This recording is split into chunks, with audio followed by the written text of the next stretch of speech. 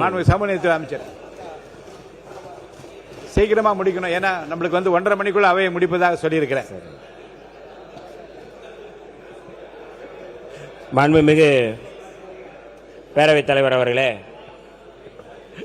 இது என்னுடைய கன்னி உரை அல்ல, வன்னி உரை. ஆகவே இந்த வன்னி உரைக்கு கொஞ்ச நேரம் அமைதியாக இருந்து அனுமதி கொடுக்குமாறு நான் பணிவன்போடு கேட்டுக்கொள்கின்றேன். முதலில் தமிழ் வணக்கத்தை நான் தெரிவித்துக் கொள்கின்றேன். எத்திசையும் புகழ் மணக்க இருந்த பெறும் தமிழனங்கே, உன் சீரிழமை திறம்புயர்ந்து செயல் மறந்து வாழ்த்துதுமே வாழ்த்துதுமே என்று மனோன்மணியம் அவருடைய வரிகளில் என்னுடைய அன்னை தமிழுக்கு நான் வணக்கத்தை தெரிவித்துக் கொள்கின்றேன். பட்டினி கடந்து பசியால் மெலிந்து பால்பட நேர்ந்தாலும், கட்டுடல் மெலிந்து கைகால் வளைந்து கவலையுற்றாலும், வாழ்வு கெட்டு நடுத்தருவோடு கடந்து கீழ்நிலையுற்றாலும்,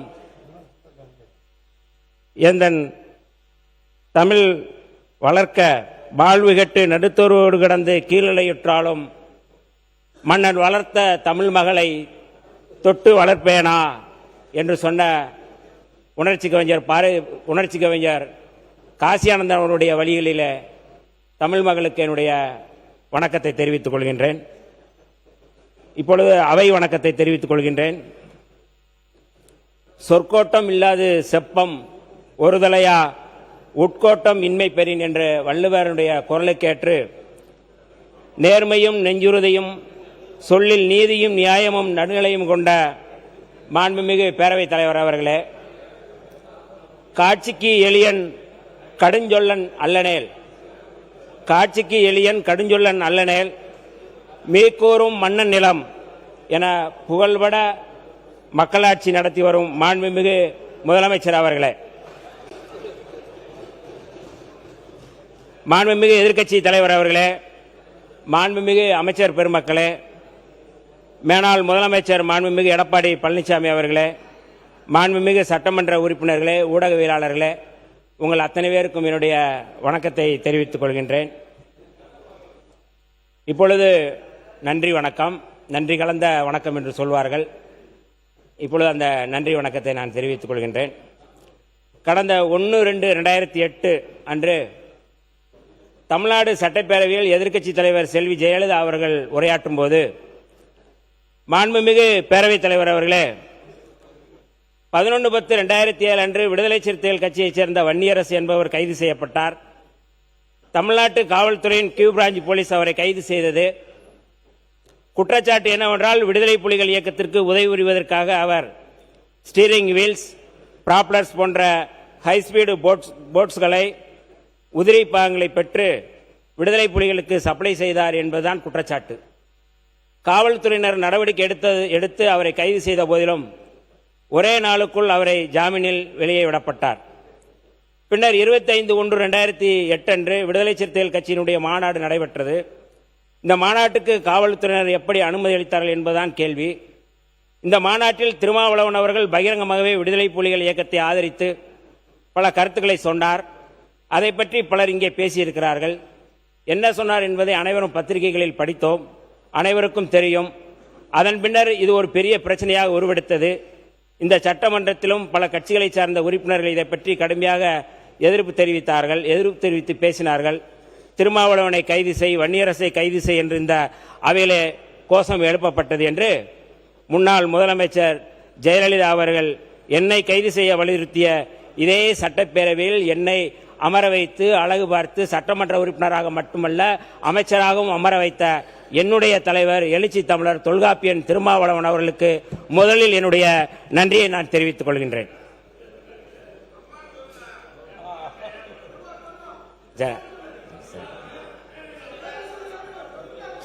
உறுப்பினர் அங்கிருந்து எதுவும் பேசாதீங்க. உட்காருங்க. இந்த வெற்றியை சாத்தியப்படுத்தி உங்களுடைய வேண்டுகோளுக்கு இணங்க அம்மா என்று நான் சொல்கின்றேன். இதை சாத்தியப்படுத்தி இது பானை அல்ல பட்டத்து யானை என பானை சின்னத்தில் வாக்களித்து வெற்றி பெற வைத்த திண்டிவனம் தொகுதி மக்களுக்கு எமது நன்றி மலர்களை அவருடைய காலடியில் நான் சமர்ப்பிக்கின்றேன். விடுதலை சிறுத்தைகளின் கட்சிக்கு விடுதலை சிறுத்தைகளுடைய வெற்றிக்கு பாடாற்றிய எங்களுடைய கட்சியினுடைய பொதுச் செயலாளர் நாடாளுமன்ற உறுப்பினர் திரு ரவிக்குமார் அவர்கள், தொகுதி பொறுப்பாளரும் கட்சியினுடைய தலைமை நிலைய செயலாளருமான தகடூர் தமிழ்ச்செல்வன், திண்டிவனம் தொகுதியினுடைய மாவட்ட செயலாளர் திரு மலைச்சாமி மற்றும் தோழர்கள் கவிஞர் சேரன், திலீபன், நாவரசு, திண்டிவனம் சாக்கடிஸ், மாவட்ட செயலாளர் சாமுவேல் எபினேசர் உள்ளிட்ட விடுதலை சிறுத்தைகளுக்கு என்னுடைய நன்றியை நான் தெரிவித்துக் கொள்கின்றேன். என் வெற்றியை விட வன்னியரசு வெற்றிதான் முக்கியமானது என எனக்காக தேர்தல் பரப்புரையில் ஈடுபட்டு என்னுடைய வெற்றிக்கு பாடாற்றிய திமுகவினுடைய இளைஞரணி தலைவரும் சட்டப்பேரவை எதிர்க்கட்சி தலைவருமான மாண்புமிகு உதயநிதி ஸ்டாலின் அவர்களுக்கு என்னுடைய நன்றியை இந்த நேரத்திலே தெரிவிக்க கடமைப்பட்டிருக்கின்றேன். அதேபோல ஆசிரியர் வீரமணி ஐயா அவர்களுக்கும் இந்த இடத்திலே நான் நன்றியை சொல்ல கடமைப்பட்டிருக்கின்றேன். எமது வெற்றிக்கு உறுதுணையாக இருந்த திமுகவினுடைய துணை பொதுச் செயலாளரும் நாடாளுமன்ற உறுப்பினருமான கவிஞர் கனிமொழி அவர்களுக்கும் என்னுடைய நன்றியை தெரிவிக்க கடமைப்பட்டிருக்கின்றேன். அதேபோல முன்னாள் அமைச்சர் சட்டமன்ற உறுப்பினர் மரியாதைக்குரிய அண்ணன் தங்கம் தென்னரசு அவர்களுக்கும் என்னுடைய நன்றியை தெரிவிக்க கடமைப்பட்டிருக்கின்றேன். திமுக மாவட்ட செயலாளர் மரியாதைக்குரிய திரு மஸ்தான் அவர்கள், பொறுப்பு அமைச்சராக இருந்து பாடாற்றிய முன்னாள் அமைச்சர் மாண்புமிகு அண்ணன் MRK பன்னீர்செல்வம் அவர்களுக்கும், முன்னாள் அமைச்சர் மாண்புமிகு ஏவா வேலு அவர்களுக்கும், நாடாளுமன்ற உறுப்பினர் ஐயா ஜெகத்ரட்சன் உள்ளிட்ட திமுகவின் அத்தனை உறுப்பினர்களுக்கும் நான் நன்றி சொல்ல கடமைப்பட்டிருக்கின்றேன். திண்டிவனம் நகர தலைவர் திருமதி நிர்மலா ரவிச்சந்திரன், மரக்காணம் ஒன்றிய பெருந்தலைவர் திரு தயாளன், துணைத் தலைவர் திரு பழனி, உலக்கூர் ஒன்றிய பெருந்தலைவர் திரு சொக்கலிங்கம், திமுக நிர்வாகிகள் மரக்காணம் ரவிக்குமார், மயிலம் செலியன், திண்டிவனம் ஆசிரியர் கண்ணன், திண்டிவனம் ரமணன் உள்ளிட்ட அத்தனை திமுக அடலேயர்களுக்கும் என்னுடைய நன்றியை நான் தெரிவிக்க கடமைப்பட்டிருக்கின்றேன்.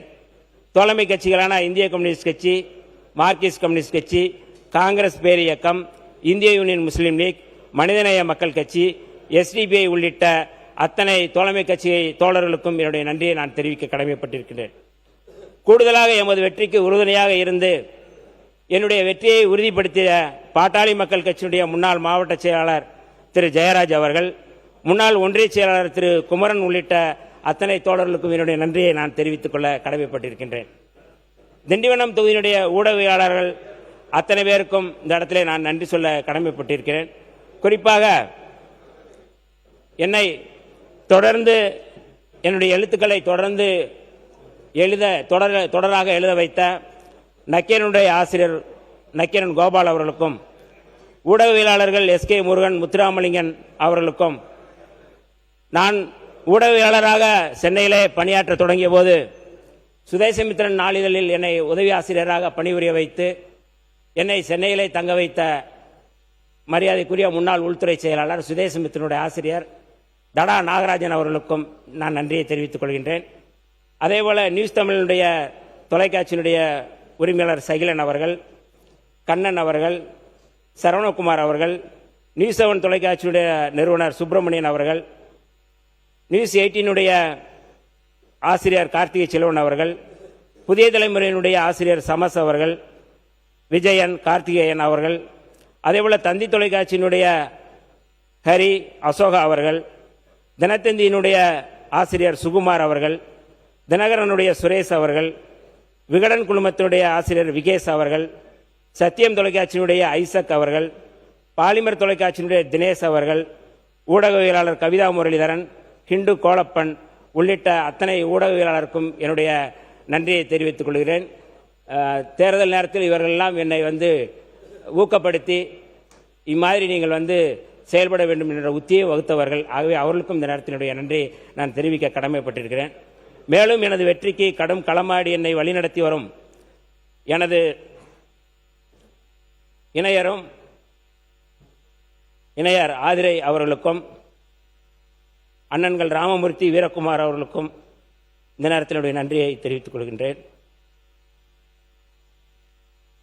எப்போதும் ஆலோசனைகளை கூறி ஊக்கப்படுத்தி வரும் கட்சியினுடைய பொதுச் செயலாளர் மரியாதைக்குரிய முன்னாள் சட்டமன்ற உறுப்பினர் சிந்தனை செல்வன் அவர்களுக்கும் எனது நன்றியை தெரிவித்துக் கொள்கின்றேன்.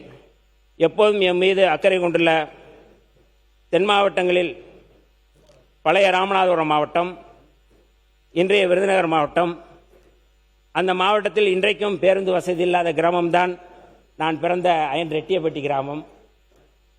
சொந்த ஊரில் இருந்து வந்து அப்படிப்பட்ட அந்த ஊரிலிருந்து வந்து திண்டிவனம் தொகுதியில் தங்கி களப்பணியாற்றிய உறவுகள் மனோகரன் உள்ளிட்ட அத்தனை பேருக்கும் நன்றியை தெரிவித்துக் கொள்கின்றேன். என்னோடு இருந்து தேர்தல் பணியில் களமாடிய தம்பிகள் முதல்வன், சேர்மத்துறை, சஜித்குமார், ஹாரிஸ், இளவழகன் மற்றும் ஊடகவியலாளர் சந்தோஷ் உள்ளிட்ட விடுதலை சிறுத்தைகள் யாவருக்கும் எனது நன்றியை உரித்தாக்குகிறேன். தமிழ்நாடு முழுக்க இளைஞர்களை திண்டிவனத்தில் ஒருங்கிணைத்து பாடாற்றிய தம்பி ஜெஃப்ரி, அஜித் செல்வராஜ் உள்ளிட்ட தோழர்களுக்கும், படப்பை தியாகு உள்ளிட்ட தோழர்களுக்கும், கலைக்குழுக்களாக களமாடிய மக்கள் மன்றம் தோழர்கள் மகேஷ், ஜெஸ்ஸி, பழங்குடி இருளர் பாதுகாப்பு சங்கத்தின் பேராசிரியர் பிரபா கல்விமணி உள்ளிட்ட அத்தனை பேருக்கும் என்னுடைய நன்றியை தெரிவித்துக் கொள்கிறேன். இத்தோடு சேர்த்து நான் முக்கிய நன்றியை நான் தெரிவிக்க கடமைப்பட்டிருக்கின்றேன். 1758 1759 ஆண்டு பிரெஞ்சு படை சென்னை மாகாணத்தில் சென்னையை இங்கே தாக்கும் பொழுது இந்த கோட்டையிலே நின்று இந்த கோட்டையை பாதுகாத்த ஒரு படை இருக்கிறது. அன்றைக்கு பிரிட்டிஷார் படை வந்து பல்வேறு ரெஜிமெண்ட்டுகளை உருவாக்கினார்கள். மகாராஷ்டிராவிலே மகர் ரெஜிமெண்ட் ஒன்று இருந்தது. அதேபோல சென்னையிலே பறையர் ரெஜிமெண்ட் ஒன்று இருந்தது. அந்த ரெஜிமெண்ட் தான் பிரெஞ்சு படையை வீழ்த்தி இந்த கோட்டையை காப்பாற்றியது. அப்படிப்பட்ட கோட்டையில் நின்று இன்றைக்கு சட்டப்பேரவையில் நானும் உட்கார்ந்து பேசுவதற்கான ஒரு வாய்ப்பை உருவாக்கிய அந்த பறையர் ரெஜிமெண்ட்டுக்கும் என்னுடைய நன்றியை நான் தெரிவிக்க கடமைப்பட்டிருக்கின்றேன். இப்பொழுது வீர வணக்கத்தை நான் தெரிவித்துக் கொள்கின்றேன். நான் இந்துவாக பிறந்தேன், ஆனால் ஒருபோதும் இந்துவாக சாக மாட்டேன் என்று சொன்ன புரட்சியாளர் அம்பேத்கர் அவர்களுக்கு இந்த அவையில் என்னுடைய நன்றியை நான் தெரிவித்துக் கொள்கின்றேன். கடவுள் இல்லை, கடவுள் இல்லை, கடவுள் இல்லவே இல்லை என்று சனாதனத்துக்கு எதிராக, சாதியத்துக்கு எதிராக சமராடிய தந்தை பெரியார் அவர்களுக்கு இந்த அவையில் என்னுடைய வீர வணக்கத்தை நான் தெரிவித்துக் கொள்கின்றேன்.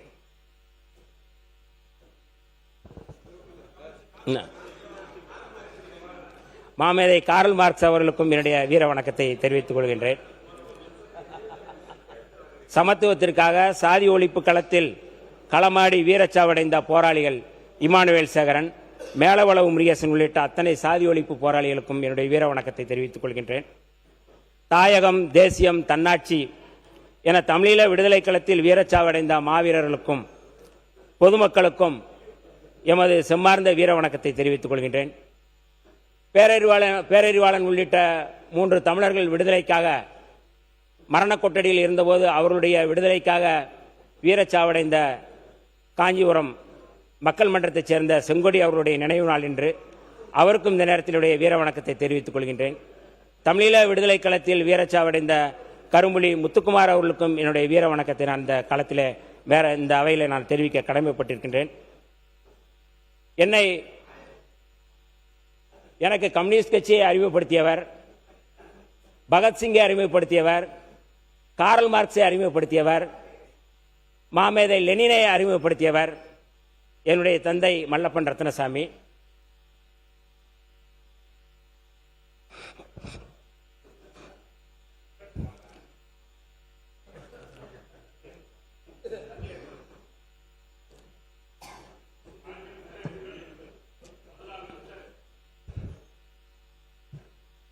போராட்ட களத்தில் எப்போதும் என்னை ஊக்கப்படுத்தி வந்தவர். அவருக்கு இந்த நேரத்தில் என்னுடைய வீர வணக்கத்தை தெரிவித்துக் கொள்கிறேன். என்னுடைய தாயாருக்கும் என்னுடைய வீர வணக்கத்தை தெரிவித்துக் கொள்கின்றேன்.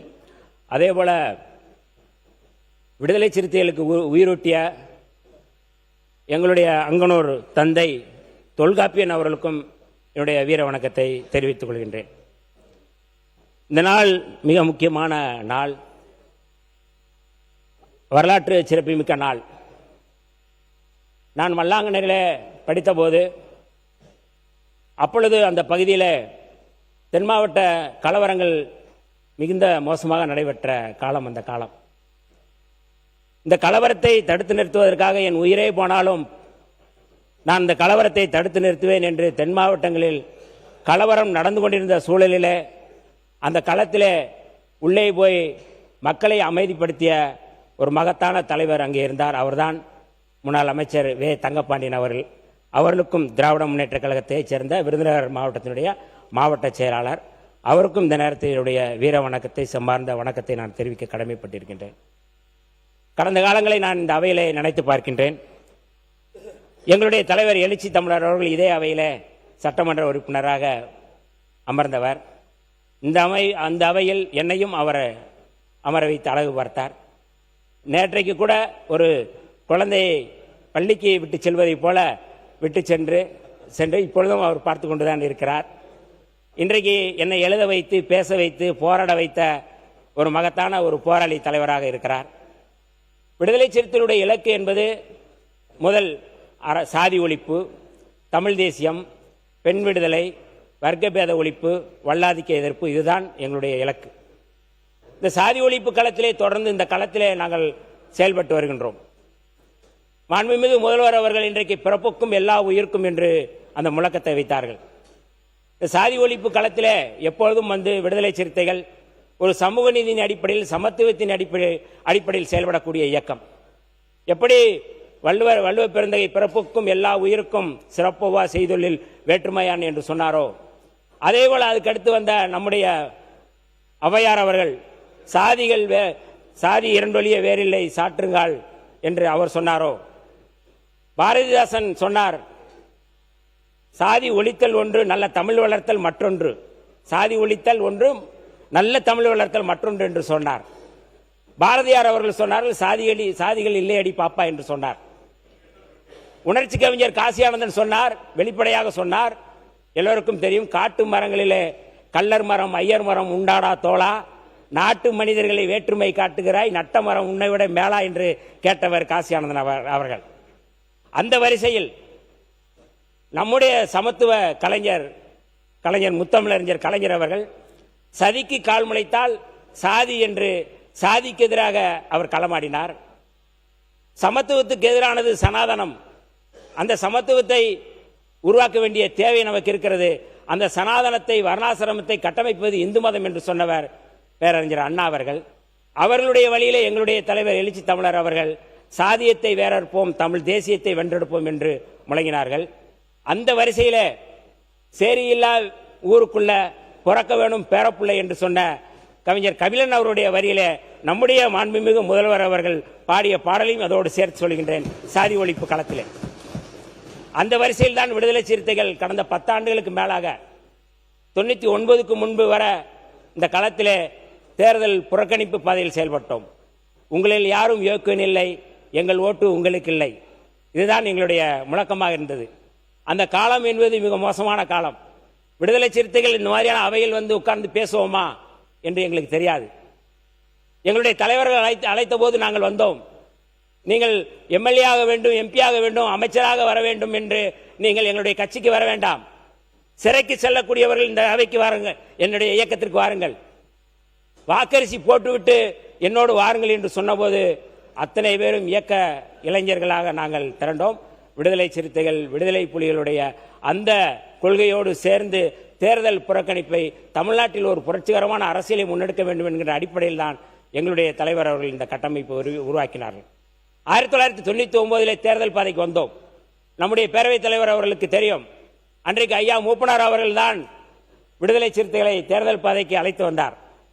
அப்பொழுது ஐயா மூப்பனார் அவர்களோடு இருந்து விடுதலை சிறுத்தைகளை தேர்தல் பாதைக்கு அழைத்து வந்ததில் மிக முக்கியமானவர் மரியாதைக்குரிய பேரவைத் தலைவர் அவர்கள். இன்றைக்கு அவர் இருக்கிற அவையிலே நானும் அமர்ந்திருப்பது, அவர் என்னை வழிகாட்டியிருப்பது என்பது ஒரு வரலாற்று சிறப்பு மிக்க ஒரு செய்தியாக நான் பார்க்கின்றேன். இது சாதாரண செய்தி அல்ல. விடுதலை சிறுத்தைகள் வெளியிலே இந்த பக்கம் சாலையிலே போகும்போது வரும்பொழுது இவ்வளவு பெரிய இந்த கோட்டையை பார்த்திருக்கிறோம். அப்பொழுது இதனுடைய வரலாற்றை தெரிந்து கொண்டோம். இந்த கோட்டைக்குள் நாம் போவோமா, இப்படி உட்கார்ந்து பேசுவோமா, இப்படி ஒரு மானிய கோரிக்கையை அறிவிப்போமா? ஏனென்றால் நாங்கள் தேர்தல் புறக்கணிப்பு பாதையை மேற்கொண்டவர்கள், எம்எல்ஏ ஆக வேண்டும், எம்பி ஆக வேண்டும் என்று வராதவர்கள், விரும்பாதவர்கள். இந்த களத்திலே நாங்கள் வந்திருக்கின்றோம். 99 நாங்கள் தேர்தல் பாதையில் அடியெடுத்து வைத்த பிறகு எத்தனை போராட்டங்கள். உங்களுக்கு எல்லோருக்கும் மற்ற இருக்கிற அவையில் இருக்கின்ற எல்லோரும் புதியவர்கள், நானும் புதியவன் தான். ஆனால் களத்திலே 1/4 நூற்றாண்டுக்கு மேலாக எங்களுடைய தலைவர் எழுச்சி தமிழருடைய களத்திலே நின்று களமாடியவன் நான். எத்தனையோ போராட்டங்களை நடத்தியவன் நான். இன்றைக்கு இந்த வாழ்க்கை எனக்கு ஒரு எக்ஸஸ். நான் சாதி ஒழிப்பு களத்திலே நான் கொல்லப்பட்டிருக்கலாம், அல்லது தமிழீழ விடுதலை களத்திலே நான் கிபீர் விமான தாக்குதலில் நான் கொல்லப்பட்டிருக்கலாம். ஆனால் இதனுடைய வாழ்க்கையினுடைய எக்ஸஸ். இன்னைக்கு உயிரோடு இருக்கிறேன் என்றால் அது எங்களுடைய தலைவர் எழுச்சி தமிழர் அவருடைய உத்தி. அவர்களால் இன்றைக்கு நான் இந்த களத்திலே நின்றிருக்கின்றேன். ஏன் இதை இங்கே சொல்கிறேன் என்றால், விடுதலை சிறுத்தைகள் இன்றைக்கு அரசியல் களத்திலும் சரி, சமூக களத்திலும் சரி, சமூக நீதியை, சமத்துவத்திற்காக பாராட்டக்கூடிய ஒரு பேரியக்கம். அந்த இயக்கம் இன்றைக்கு தொடர்ந்து இந்த களத்திலே ஒரு சமத்துவ கொள்கையை உருவாக்கக்கூடிய வகையில் தமிழ் தேசிய களத்திலே உருவாக்கக்கூடிய செயல்பாட்டை முன்னெடுத்து வருகின்றோம். நான் 2008 இதே அவையில் ஜெயலலிதா அம்மையார் பேசிய அந்த உரையை நான் படித்தேன். விடுதலை புலிகளுக்கு, தமிழீழ தேசியத்திற்கு, தமிழ் தேசியத்திற்கு மேதகு பிரபாகரன் அவர்களுடைய ஆதரவை பெற்ற ஒரு பேரியக்கமாக எப்படி இருந்தது என்று நான் சொல்லவில்லை, அம்மையார் ஜெயலலிதா அம்மையாரை அவர்களே சொல்லியிருக்கிறதை தான் நான் சுட்டிக்காட்டினேன்.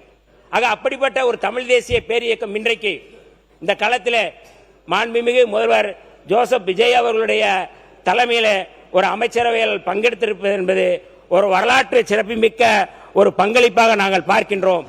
ஏனென்றால் மானிய கோரிக்கையை தொலைக்காட்சியிலோ அல்லது மற்றவர்கள் படிக்கும் பொழுது தொலைக்காட்சியில் கேட்டுக்கொண்டிருந்தவர்கள் இன்றைக்கு மானிய கோரிக்கையை படிக்கின்ற வகையில் அப்படியான ஒரு வாய்ப்பை வழங்கி இருக்கிறார் நம்முடைய மாண்புமிகு முதல்வர் ஜோசப் விஜய் அவர்கள். அதற்காகத்தான் நான் அந்த நன்றியை மீண்டும் மீண்டும் சொல்ல நான் கடமைப்பட்டிருக்கின்றேன். தோழர்களே, இந்த களத்திலே, தேர்தல் களத்திலே நான் படித்தேன்.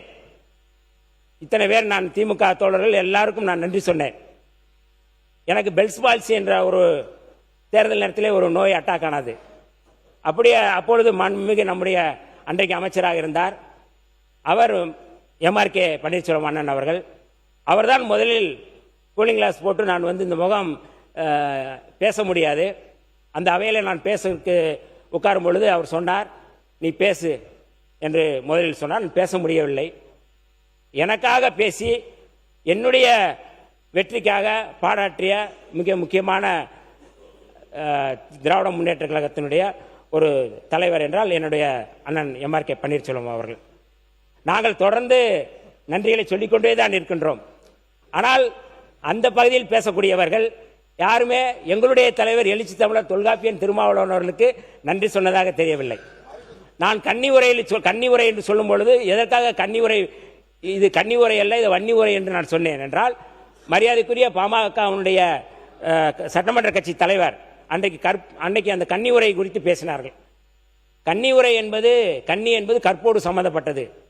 கற்பு என்றால் இருவாளருக்கும் பொதுவென்று வைப்போம் என்று புரட்சி கவிஞர் பாரதிதாசன் சொன்னார். அதோடு சேர்க்கிறது, அது சேர்ந்தது அது. ஆனால் நன்றி என்றாலும் இருவருக்கும் பொதுவானதுதான்.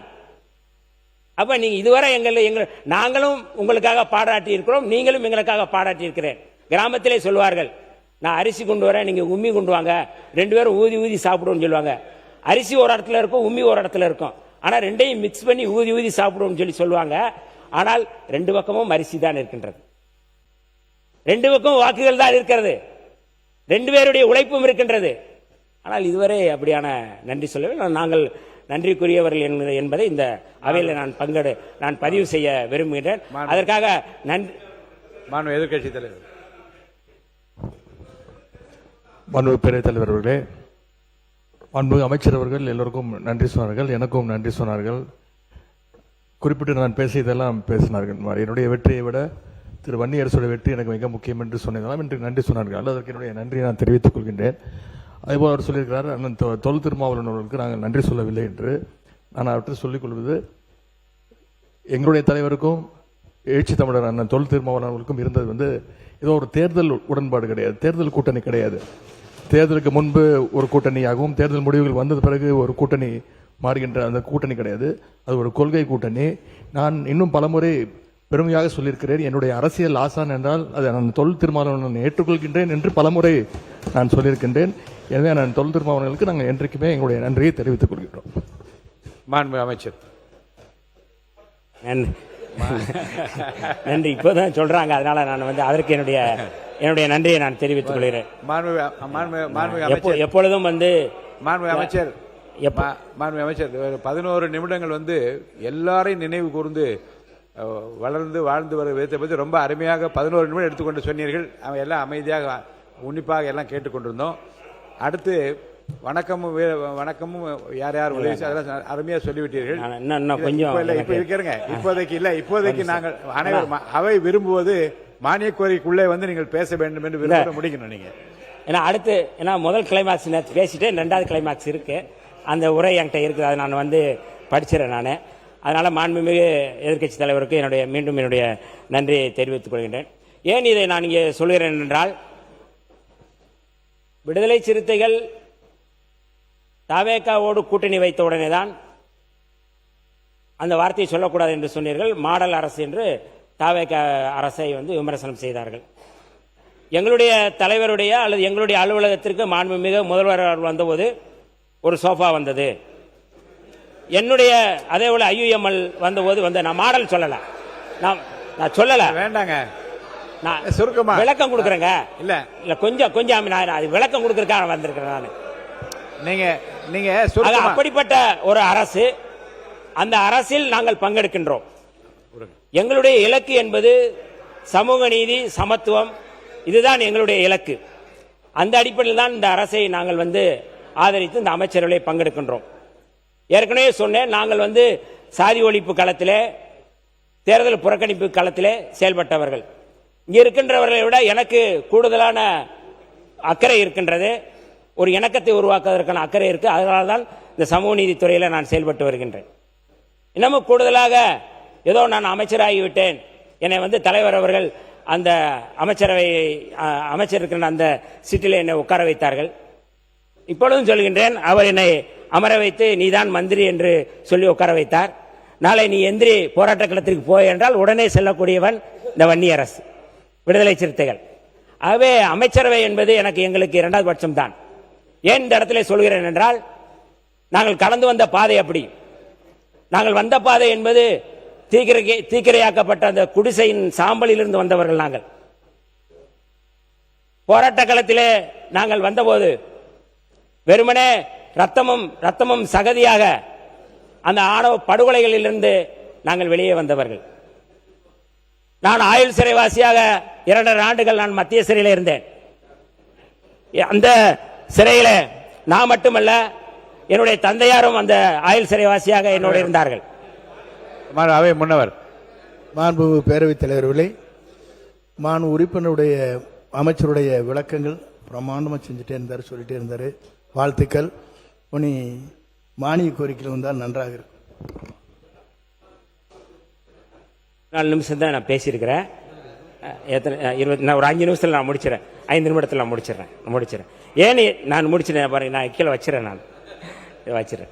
ஏன் இதை சொல்றேன்னா, நாங்கள் பதவிகளுக்காக பரிசுகளுக்காக இந்த களத்தில் வந்தவர்கள் அல்ல. எங்களுக்கென்று ஒரு இலக்கு இருக்கின்றது, எங்களுக்கென்று ஒரு தொலைநோக்கு பார்வை இருக்கின்றது. தேர்தல் வரவும் போகும். விடுதலை சிறுத்தைகள் இயக்கம் மற்ற இயக்கங்கள் போன்ற அல்ல. இது ஒரு விடுதலைக்கான இயக்கம். விடுதலை மட்டுமே எங்களுக்கு முதன்மையானது. அதற்காக எந்த தியாகத்தையும் நாங்கள் செய்ய தயாராக இருப்பவர்கள். சாதி ஒழிப்பு களமா அமைச்சரவை என்றால் எங்களுக்கு சாதி ஒழிப்பு களம் தான் முதன்மையானது. அமைச்சரா அல்லது தமிழீழ விடுதலை என்றால் எங்களுக்கு தமிழீழ விடுதலை களம் தான் எங்களுக்கு முதன்மையானது. ஆகவே எங்களை பார்த்து யாரும் இவர்கள் பதவிக்காக போனார்கள் என்று சொல்ல முடியாது. ஏனென்றால் நாங்கள் சமத்துவத்துக்காக, சமூக நீதிக்காக நிற்கக்கூடியவர்கள் என்கின்ற கருத்துக்காக அதை சொன்னேன்.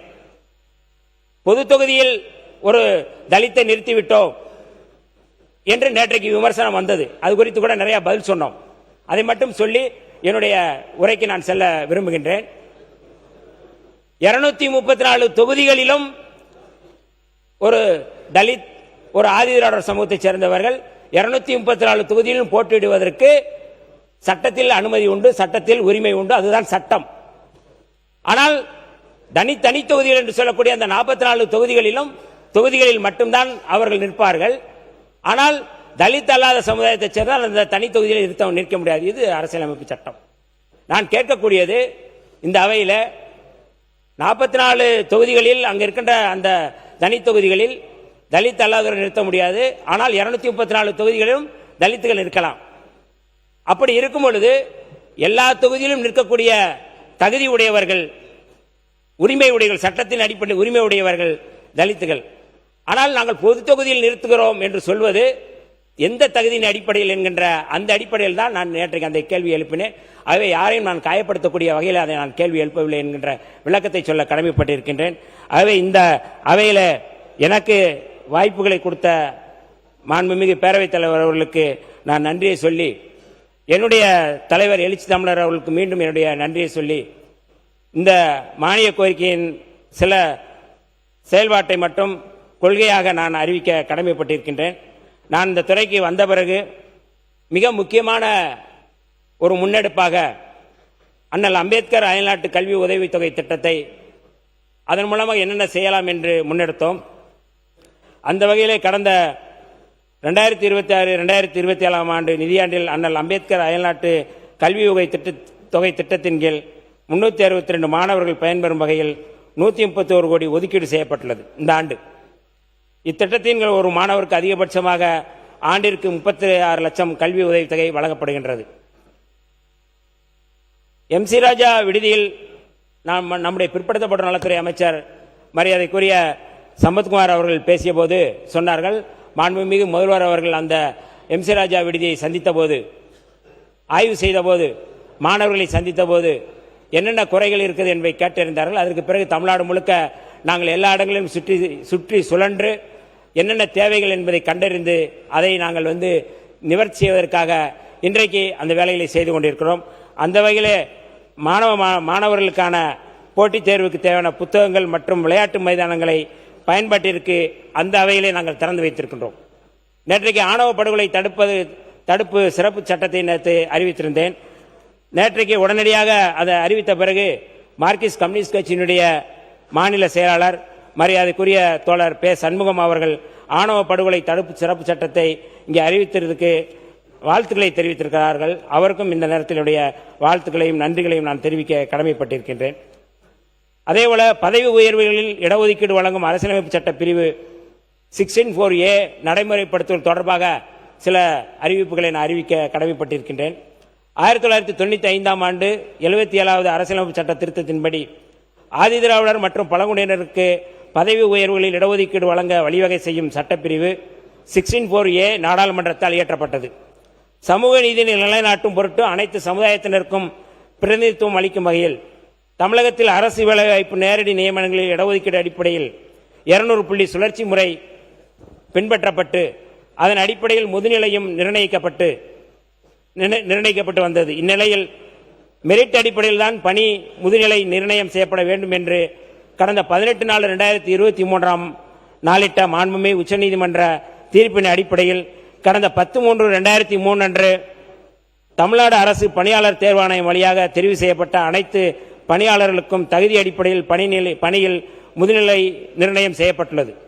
மாண்புமிகு உச்சநீதிமன்றத்தின் தீர்ப்பின் காரணமாக பதவி உயர்வில் சமூக நீதி மறுக்கப்பட்டுள்ளதை ஆய்வு செய்யவும், அரசு பணிகளில் அனைத்து பிரிவினருக்கும் சமூக நீதியை நிலைநாட்டவும், சட்ட ரீதியான தீர்வுகள் மற்றும் பரிந்துரைகளை வழங்கிட ஓய்வு பெற்ற உயர்நீதிமன்ற நீதியரசர் GM அக்பர் அலி அவருடைய தலைமையில் குழு ஒன்று மனிதவள மேலாண்மை துறையால் எண் 27 மனிதவள மேலாண்மை துறை கடந்த 11/6/2025 அன்று கடந்த அரசால் அமைக்கப்பட்டது.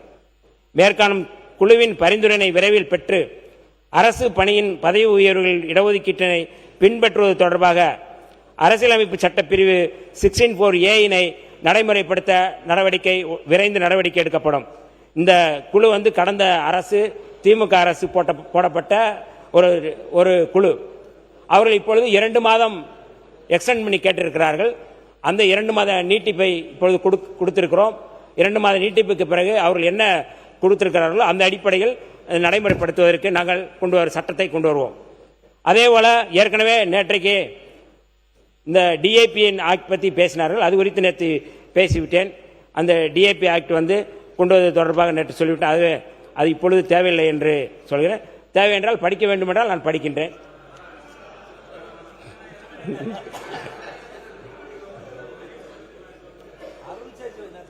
நேற்று அறிவிச்சிட்டோம். நேற்றைக்கு அறிவித்த அறிவிப்புகள் ஆணவ படுகொலை தடுப்பு சிறப்பு சட்டம் ஒன்று, DAP ஆக்ட் தொடர்பான நாங்கள் அறிவித்திருக்கிறோம். இப்பொழுது வெற்றி தொழில் முனைவோர் திட்டம் ஆதிதிராவிடர் மற்றும் பழங்குடியின மக்களின் வாழ்வாதாரத்தை உயர்த்துவதையும் நிலையான வளர்ச்சியையும் உறுதி செய்வதற்கு வெற்றி தொழில் முனைவோர் திட்டம் செயல்படுத்தப்படும். இத்திட்டத்திற்கு ரூபாய் 75 கோடி ஒதுக்கீடு செய்யப்பட்டுள்ளது. இத்திட்டத்தின் மூலம் பயனாளிகள் மொத்த திட்ட செலவில் 35% மானியம் முன்பண மானியமாக பெறுவார்கள். வங்கிக் கடன் தவணைகளை தவறாமல் செலுத்தும் பயனாளிகளுக்கு 6% வட்டி மானியம் வழங்கப்படுகிறது. அதேபோல மண்ணின் மகள் திட்டம் ஆதிதிராவிடர் மற்றும் பழங்குடியின பெண் விவசாய தொழிலாளர்களை நில உரிமையாளர்களாக மாற்றும் நோக்கில் மண்ணின் மகள் என்ற திட்டம் உருவாக்கப்பட்டு அதற்கு 20 கோடி நிதி ஒதுக்கீடு செய்யப்பட்டுள்ளது. இத்திட்டத்தின் மூலம் சந்தை மதிப்பில் 50% அல்லது அதிகபட்சமாக 5 லட்சம் வரை வழங்கப்படும்.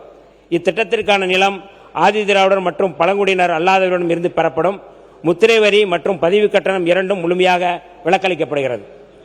அதேபோல அயோத்திதாச பண்டிதர் வாழ்விட மேம்பாட்டு திட்டம் ஆதிதிராவிடர் குடியிருப்புகளில் உள்கட்டமைப்பினை மேம்படுத்தும் நோக்கத்துடன் அயோத்திதாச பண்டிதர் வாழ்விட மேம்பாட்டு திட்டம் செயல்படுத்தப்படும். ஆதிதிராவிடர் குடியிருப்புகளில் உள்கட்டமைப்பினை மேம்படுத்துவதற்காக கடந்த ஆண்டு ரூபாய் 250 கோடி ஒதுக்கப்பட்டிருந்த நிலையில் கூடுதலாக இந்த நிதியாண்டில் 300 கோடி நிதி ஒதுக்கீடு செய்யப்படுகிறது. ஆன்றோர் மேம்பாட்டு திட்டம் பழங்குடியினர் குடியிருப்புகளில் வீடுகள், சாலைகள், குடிநீர், தெருவிளக்குகள், வாழ்வாதார திட்டங்கள், சுகாதார கட்டமைப்புகள், கல்வி நலன் சார்ந்த உதவித்தொகை திட்டங்கள், பள்ளி மற்றும் விடுதி மேம்பாட்டு பணிகள் உட்பட அடிப்படை வசதிகளை மேம்படுத்தும் நோக்கில் ஆன்றோர் மேம்பாட்டு திட்டம் செயல்படுத்தப்படும். இத்திட்டத்திற்காக ரூபாய் 250 கோடி நிதி ஒதுக்கீடு செய்யப்பட்டுள்ளது. தேசிய அளவில் சிறந்து விளங்கும் உயர்கல்வி நிறுவனங்களில் எப்போதும் இல்லாத வகையில் 337 ஆதிதிராவிடர் மற்றும் பழங்குடியின மாணவர்கள் இந்த ஆண்டு சேர்க்கப்பட்டுள்ளனர். அதேபோல வன்கொடுமையால் பாதிக்கப்பட்ட மக்களுக்கு அரசின் நல உதவிகள், வன்கொடுமையால் பாதிக்கப்பட்டோருக்கு அளிக்கப்படும் தீர்வுதவி குறைந்தபட்சம் 85,000 1 லட்சம் ஆகவும் அதிகபட்சம் 8,25,000 12 லட்சமாக உயர்த்தப்பட்டு உள்ளது. உயர்த்தப்பட்ட தொகை கருணை தொகையாக மாநில அரசு நிதியிலிருந்து வழங்கப்படுகிறது. 2016ஆம் ஆண்டு முதல் வன்கொடுமையால் பாதிக்கப்பட்ட குடும்பங்களைச் சேர்ந்த 628 நபர்களுக்கு கருணை அடிப்படையில் வேலைவாய்ப்பு வழங்கப்பட்டுள்ளது. சிவில் உரிமைகள் பாதுகாப்பு சட்டம் 1955 மற்றும் வன்கொடுமை தடுப்பு சட்டம் 1989 ஆகியவற்றை உறுதியாக நடைமுறைப்படுத்துவதற்காக சமூக நீதி மற்றும் மனித உரிமைகள் பிரிவு அதற்கென தனியே காவல்துறை தலைவர் ஐஜி தலைமையில் மாவட்டந்தோறும் துணை காவல் கண்காணிப்பாளர் கொண்ட தனிப்பிரிவாக செயல்பட்டு வருகிறது. ஆதிதிராவிடர் மற்றும் பழங்குடியின மக்களுக்கு எதிரான வன்கொடுமை சம்பவங்களில் பாதிக்கப்பட்ட மக்களுக்கு துணையாக உடனுக்குடன் நடவடிக்கை மேற்கொள்ளும்படி இப்பிரிவுக்கு அறிவுறுத்தல் செய்யப்பட்டுள்ளது. மேலும் வன்கொடுமை சம்பவங்கள் தொடர்பாக 24 மணி நேரமும் சமூக நீதி மற்றும் மனித உரிமைகள் பிரிவை பொதுமக்கள் தொடர்பு கொள்ளலாம். அதற்குரிய தொடர்பு எண் ஐஜி கார்த்திகேயன் ஐபிஎஸ் அவர்கள் 9840419994 என்கின்ற எண்ணில் நாம் தொடர்பு கொள்ளலாம். அதேபோல மாநில அளவிலான விழிப்புணர்வு மற்றும் கண்காணிப்பு குழுக்கள் ஆதிதிராவிடர் மற்றும் பழங்குடியினர் சட்டத்தின் செயலாக்கத்தினை கண்காணிக்கவும் ஆய்வு செய்யவும் மாநில அளவிலான விழிப்புணர்வு மற்றும் கண்காணிப்பு குழு 18/6/2026 அன்று மாண்புமிகு முதல்வர் தலைமையில் திருத்தி அமைக்கப்பட்டுள்ளது. மேலும் அனைத்து மாவட்டங்களிலும் மாவட்ட ஆட்சியர் தலைமையில் மாவட்ட விழிப்புணர்வு மற்றும் கண்காணிப்பு குழு திருத்தி அமைக்கப்பட்டுள்ளது. சிறப்பு நீதிமன்றங்கள் ஆதிதிராவிடர் மற்றும் பழங்குடியினருக்கு எதிராக நடைபெறும் குற்றங்கள், அவர்களுக்கு வழங்கப்பட வேண்டிய மறுவாழ்வு மற்றும் தீர்வுதவிகள் தொடர்பான வழக்குகளை விரைந்து முடிக்க ஏதுவாக தமிழகத்தில் 22 தனி சிறப்பு நீதிமன்றங்கள் அமைக்கப்பட்டுள்ளன. மேம்பாட்டு செயல் திட்டம் மாநில மன்றம் ஆதிதிராவிடர் மற்றும் பழங்குடியினருக்கான மேம்பாட்டு செயல் திட்டத்தின் செயல்பாட்டினை ஆய்வு செய்யவும் உரிய அறிவுறுத்தல்களை வழங்கவும் மாண்புமிகு முதலமைச்சர் தலைமையிலான மாநில மன்றம் ஸ்டேட் கவுன்சில் திருத்தி அமைக்கப்பட்டு மாநில மன்ற கூட்டம் மாண்புமிகு முதல்வர் தலைமையில் கடந்த 4/8/2026 அன்று நடைபெற்றது. சமூக ஆர்வலருடன் ஆலோசனை கூட்டம், சமூக நீதி விடுதிகள், சமூக நீதி விடுதிகளுடைய ஆய்வு, அண்ணல் அம்பேத்கர் தொழில் முன்னோடிகள் திட்டம், போக்குவரத்து நிறுவனத்தில் பழங்குடியின இளைஞருக்கு வேலைவாய்ப்பு, பழங்குடியின கிராமங்களில் நீண்ட தூர கம்பியிலா இணைப்பு முறை, சமூக நீதி மற்றும் கலை இலக்கிய மேம்பாடு அம்பேத்கர் விருது, சமுதாயத்தில் உள்ள சாதி வேறுபாடுகளை களைந்து சமத்துவத்தை நிலைநாட்டும் பொருட்டு ஆதிதிராவிடர் மற்றும் பழங்குடியின மக்களுக்காக தொண்டாற்றி வரும் தமிழ்நாட்டைச் சேர்ந்த ஒருவருக்கு தமிழ்நாடு முதலமைச்சர் அவர்களால் ஆண்டுதோறும் திருவள்ளுவர் தினத்தன்று டாக்டர் அம்பேத்கர் விருது வழங்கப்படும். இவ்விருதுடன் பரிசு தொகையாக 5 லட்சத்துக்கான காசோலை, தகுதியுரை மற்றும் 8 கிராம் தங்கப்பதக்கம் வழங்கப்படுகின்றது. கிராமங்களுக்கான ஊக்கத்தொகைகள், இது ரொம்ப மிக முக்கியமான அறிவிப்பு. சாதி வேறுபாடின்றி சமத்துவ ஈடுபாடுகளை கொண்டுள்ள கிராமங்களுக்கு ரூபாய் 10 லட்சம் ரொக்க பரிசு வழங்கப்படும். இப்பரிசு தொகையானது அந்த கிராமத்தின் மேம்பாட்டு பணிகளுக்கு பயன்படுத்தப்படும். இத்திட்டத்தின் கீழ் ஒவ்வொரு மாவட்டத்திலும் சென்னை மாவட்டம் நீங்களாக 3 கிராமங்கள் தேர்ந்தெடுக்கப்படுகிறது. மாண்புமிகு பேரவைத் தலைவர் அவர்களே, அது மட்டுமல்லாது சாதிய வன்கொடுமைகளால் பாதிக்கப்பட்ட கிராமங்களில் சிறப்பு கவனம் செலுத்த இந்த அரசு முனைகிறது. அந்த வகையில் இந்த ஆண்டு மதுரை மாவட்டம் மேலூர் தாலுகா மேலவளவு கிராமம் தொடர்ந்து சாதிய வன்கொடுமைகளால் பாதிக்கப்பட்டு வருகிறது. ஆகவே அந்த கிராமத்தை சிறப்பு கவனம் செலுத்தி அந்த கிராமத்தில் அம்பேத்கர் படிப்பகம் உருவாக்கி அந்த கிராமத்தில் சாதிய வன்கொடுமைகள் இல்லாத ஒரு கிராமமாக மாற்றுவதற்கு நாங்கள் இந்த அறிவிப்பின் மூலமாக அறிவிக்கின்றோம். மிக முக்கியமான அறிவிப்பு. அதோடு சேர்ந்து தமிழ்நாடு முழுக்க அம்பேத்கர் படிப்பகங்களை உருவாக்குவது என்கின்ற அறிவிப்பையும் இந்த அவையின் வாயிலாக அறிவிக்க நாங்கள் பெருமை கொள்கின்றோம். ஊராட்சி விருது சாதி பாகுபாடற்ற சமூக நல்லிணக்க கிராமங்களை ஊக்குவிக்கும் பொருட்டு புதிய சமூக நல்லிணக்க ஊராட்சி விருது வழங்கப்படும். இத்திட்டத்தின்படி சமூக நல்லிணக்கத்துடன் செயல்படும் 10 ஊராட்சிகள் தேர்ந்தெடுக்கப்பட்டு அவ்வூராட்சிகளின் வளர்ச்சி பணிகளுக்காக தலா 1 கோடி வழங்கப்படும். இத்திட்டம் அடித்தள மக்கள் அனைவரையும் ஒன்றிணைத்து சமூக நல்லிணக்கத்தினை உருவாக்கும் நோக்கத்துடன் செயல்படுத்தப்படுகிறது.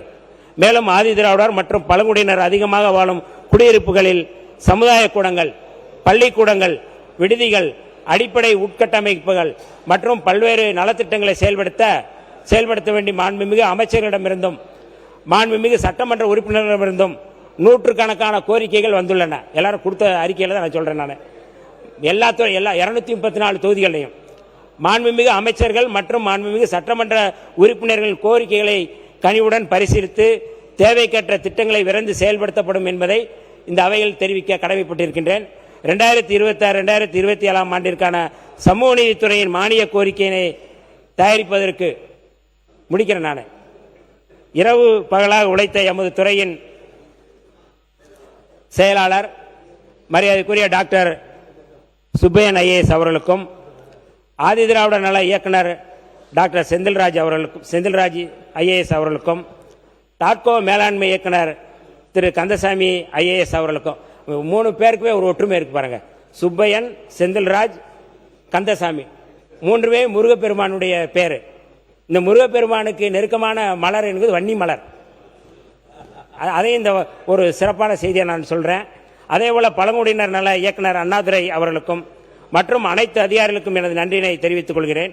மேலும் எமது துறைக்கு நிதியினை ஒதுக்கீடு செய்த மாண்புமிகு நிதியமைச்சர் மரிய வில்சன் அவர்களுக்கும், தலைமைச் செயலாளர் டாக்டர் சாய்குமார் அவர்களுக்கும், நிதித்துறை செயலாளர் மரியாதைக்குரிய சித்திக் அவர்களுக்கும் எனது நன்றியினை தெரிவித்துக் கொள்கின்றேன். இதில் ஒரே ஒரு செய்தியை நான் இது விட்டுவிட்டேன். இதில் இந்த அறிவிப்போடு நான் சேர்த்து சொல்ல விரும்புகின்றேன். பரந்தூர் விமான நிலைய திட்டம் கைவிடப்படும் என்று கடந்த 24/8/2026 அன்று மாண்புமிகு தமிழ்நாடு முதலமைச்சர் அவர்கள் அறிவித்ததை தொடர்ந்து விமான நிலைய திட்டத்தை எதிர்த்து மக்களின் உறுதிமிக்க தொடர் போராட்டத்தை ஒருங்கிணைத்து முன்னெடுத்த போராட்டக் குழுவினர் கடந்த 25/8/2026 அன்று மாண்புமிகு தமிழ்நாடு முதலமைச்சர் அவர்களை நேரில் சந்தித்து நன்றி தெரிவித்தனர். ஒரு நீண்டகால போராட்டத்திற்கு விடுதலை கிடைத்ததாக அவர்கள் மாண்புமிகு முதல்வர் அவர்களும் தெரிவித்தார்கள். தொடர்ந்து எம்மை நேரில் சந்தித்தார்கள். போராட்டத்தில் பங்கேற்று ஆதரவு வழங்கிய எல்லா தலைவர்களும் அவர்கள் சந்தித்திருக்கிறார்கள். அந்த வகையில் எங்களுடைய தலைவர் எழுச்சி தமிழர்களை சந்தித்து நன்றி தெரிவித்தார்கள். அவர்கள் இந்த சந்திப்பின் போது ஒரு கோரிக்கையை வைத்திருந்தார்கள். ஏகனாபுரம் மக்கள் தங்களுக்கு ஒரு சமூக நலக்கூடம் கட்டித்தர வேண்டும் என்று கோரிக்கை வைத்திருந்தார்கள். ஆகவே மக்களின் கோரிக்கை ஏற்று ஏகனாபுரம் பகுதியில் புதிதாக சமூக நலக்கூடம் ஒன்று கட்டித்தரப்படும் என்கின்ற அறிவிப்பையும் இந்த அறிவிப்பின் ஊடாக நான் செலுத்த கடமைப்பட்டிருக்கின்றேன். அதேபோல 27/3/2018 அன்று ஆணவ கொலை தொடர்பான அந்த ஆணவ படுகொலை தொடர்பான சட்டத்தில் ஒரு விரிவான ஒரு அறிக்கை மட்டும் நான் சொல்ல கடமைப்பட்டிருக்கின்றேன். சக்திவாகினி வழக்கில் அன்றைய உச்சநீதிமன்ற தலைமை நீதிபதி தீபக் மிஸ்ரா அளித்த தீர்ப்பில் ஆணவ கொலை, ஆணவ அச்சுறுத்தல் உள்ள தம்பதியர் அல்லது குடும்பத்தினரை பாதுகாப்பு இல்லத்தில் தங்க வைத்து அரசு பாதுகாப்பு அளித்திட வேண்டும் என்று, அதற்காக ஒவ்வொரு மாவட்ட தலைநகரிலும் இதற்கான பாதுகாப்பு இல்லங்களை அமைக்க மாநில அரசு பரிசீலனை செய்ய வேண்டும் என்றும் அந்த தீர்ப்பில் தெரிவித்துள்ளார்கள். இத்தகைய உச்சநீதிமன்ற தீர்ப்பின் அடிப்படையில் இந்த ஆணவ கொலை மற்றும் ஆணவ குற்றங்கள், சாதிய வன்கொடுமையால் பாதிக்கப்பட்டவரிடமிருந்து பெறப்பட்ட கருத்துக்களின் அடிப்படையிலும் சமூக செயற்பாட்டாளர்கள் வழங்கிய ஆலோசனையின் அடிப்படையிலும் வன்கொடுமை ஆபத்தில் உள்ளோருக்கும் வன்கொடுமையால் பாதிக்கப்பட்டோருக்கும் பாதுகாப்பு இல்லங்களை அமைக்க அரசு புதிய இல்லங்களை அமைக்க அறிவிப்பு செய்வதில் மகிழ்ச்சி அடைகின்றோம். இந்த தயாரிப்பில் உறுதுணையாக இருந்த தம்பி ஜோசோ ஐசக் அவர்களுக்கும், சுந்தர், பொன்னுச்சாமி, ஜெகன், சண்முகவேல் உள்ளிட்ட அத்தனை பேருக்கும் என்னுடைய நன்றியை தெரிவித்துக் கொள்கின்றேன். இந்த கோரிக்கையை, இந்த அறிவிப்புகளை வெற்றி பெற செய்யுமாறு உங்கள் அவையில் நான் கேட்டுக்கொள்கின்றேன். மாண்புமிகு பேரவைத் தலைவர் அவர்களே, சமூக நீதித்துறையின் மானிய கோரிக்கையின் மீது மாண்புமிகு உறுப்பினர்கள் பலர் இங்கே வெட்டு தீர்மானங்களை தந்திருக்கிறார்கள். துறை சார்ந்து நல்ல பல ஆலோசனைகளையும் அறிவுரைகளையும் மாண்புமிகு உறுப்பினர்கள் அவை முன் எடுத்து வைத்துள்ளீர்கள். இந்த வெட்டு தீர்மானங்களுக்கெல்லாம் கொள்கை விளக்க குறிப்பிலும் எனது பதிலுரையிலும் பல விரிவான விளக்கங்களை அளித்துள்ளேன். எனவே இந்த பதிலுரையை ஏற்று மாண்புமிகு உறுப்பினர்கள் தங்களது வெட்டு தீர்மானங்களை திரும்ப பெற்றுக்கொண்டு இந்த மானிய கோரிக்கையை நிறைவேற்றி தருமாறு மாண்புமிகு பேரவைத் தலைவர் வாயிலாக கேட்டுக்கொள்கின்றனர்.